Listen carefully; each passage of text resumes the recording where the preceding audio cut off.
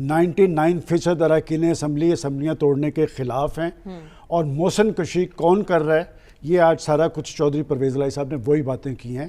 اور ان سے جب بار بار پوچھا گیا کہ آپ پھر 23 دسمبر کو اسمبلیاں توڑ رہے ہیں، انہوں نے کہا کہ یہ اللہ تعالیٰ بہتر جانتا ہے.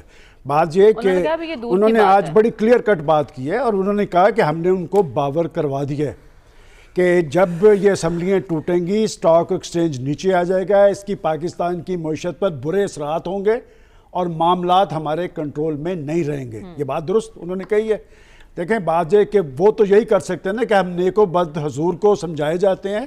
ساتھ انہوں نے کہا کہ 99% اراکین اسمبلی توڑنے کے خلاف ہیں. اور میں نے بھی کل آپ کو یہ کہا تھا کہ پنجاب کے چیف منسٹر کے بعد سب سے ذمہ دار شخص نے کہا کہ ہم کچھ بھی کہنے کی پوزیشن میں نہیں، اس لیے کہ مشاورتی عمل نہیں ہے.